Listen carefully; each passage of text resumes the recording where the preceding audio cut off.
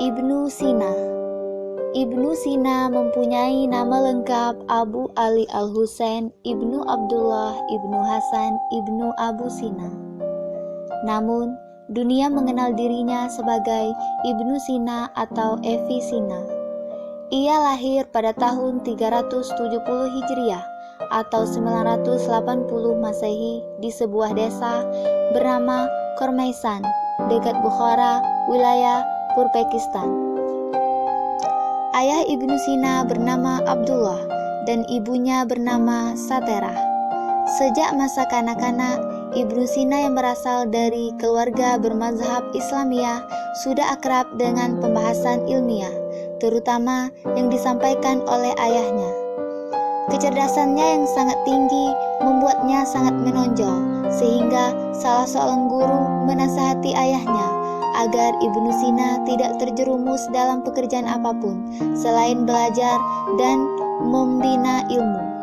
Dengan pemikiran demikian, Ibnu Sina secara penuh memberikan perhatiannya ke aktivitas keilmuan. Kejeniusan Ibnu Sina membuatnya cepat menguasai banyak ilmu, dan meski masih berusia muda, Ibnu Sina sudah melahirkan lebih dan banyak ilmu. Ibnu Sina pun pada saat itu menjadi sangat terkenal, sehingga Raja Bukhara yang memerintah antara tahun 366 hingga 380 Hijriah. Pada saat itu, beliau jatuh sakit dan memanggil Ibnu Sina untuk merawat dan mengobatinya. Berkat itu, Ibnu Sina dapat leluasa untuk masuk dan keluar perpustakaan istana. Ibnu Sina mengenal perpustakaan dan mengatakan, "Semua buku yang aku inginkan ada di situ. Bahkan aku menemukan banyak buku yang bahkan banyak orang yang tidak pernah mengetahui namanya. Aku sendiri pun belum pernah melihat dan bahkan tidak akan pernah melihatnya lagi. Karena itu, dan semaksimal mungkin memanfaatkannya ketika aku menginjak usia 18 tahun, aku telah berhasil menyelesaikan semua di bidang ilmu." Mengenai biografi Ibnu Sina, dikatakan bahwa Ibnu Sina menguasai berbagai ilmu seperti al-hikmah, al-mantik, dan matematika dengan berbagai cabangnya.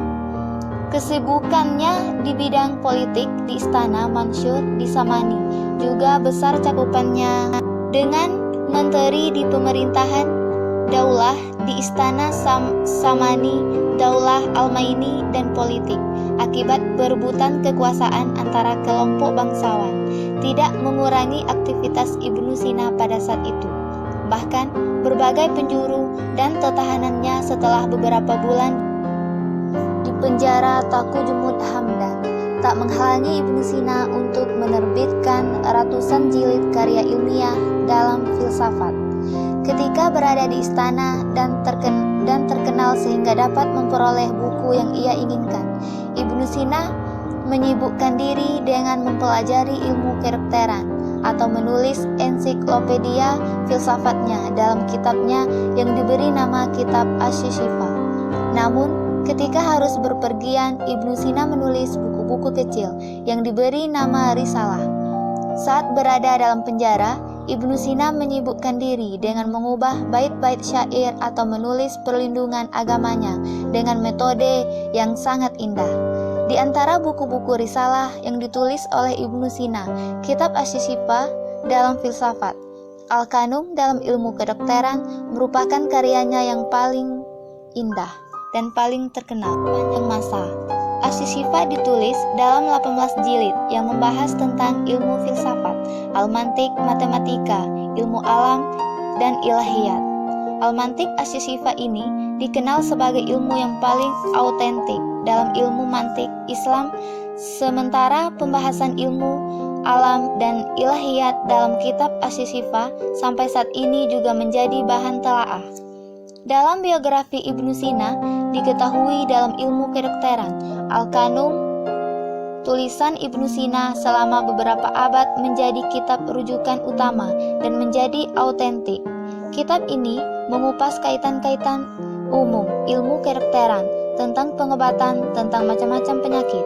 Seiring dengan kebangkitan penerjemahan pada abad ke-12 Masehi, Kitab Al-Kanun karya Ibnu Sina diterjemahkan ke dalam bahasa Latin.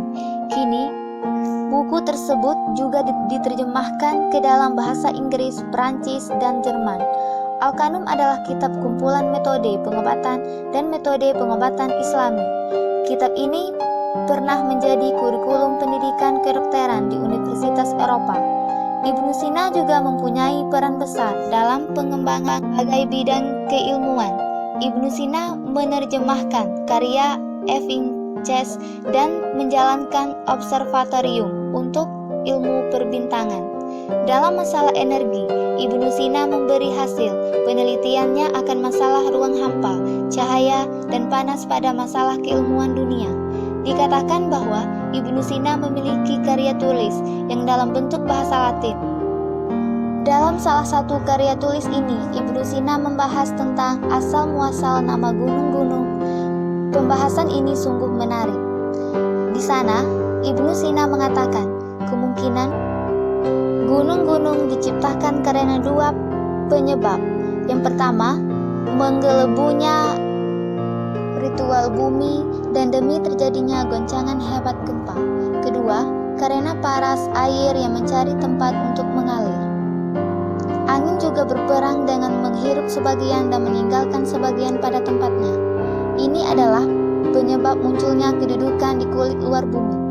Ibnu Sina dengan kekuatan logikanya sehingga dalam banyak hal mengikuti teori matematika dalam hal kedokteran dan proses pengobatan, dikenal pula sebagai filosof yang tak tertandingi.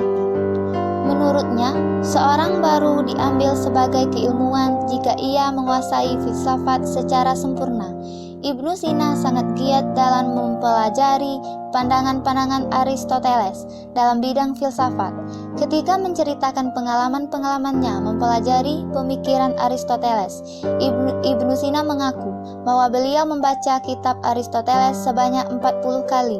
Ibnu Sina menguasai maksud dan kitab itu secara sempurna. Dalam filsafat kehidupan, Ibnu Sina mengalami dua periode, yaitu yang pertama, periode Ibnu Sina mengambil bahan filsafat paripatestik. Periode kedua, yaitu Ibnu Sina dikenal sebagai penerjemah pemikiran Aristoteles. Sesuai yang dikatakannya sendiri cenderung kepada pemikiran Iluminasis.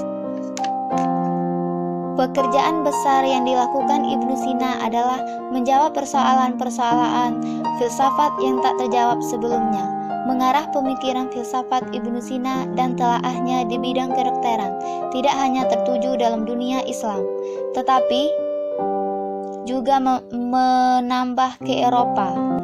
Ibnu Sina wafat pada tahun 428 Hijriah pada usia 58 tahun di Hamedan, Iran. Ibnu Sina wafat setelah menyumbang banyak hal kepada hasanah manusia. Namanya akan dikenang sepanjang sejarah, terutama dalam bidang medis dan kedokteran modern. Demikian video yang saya buat, semoga bermanfaat untuk kita semua. Sekian dan terima kasih.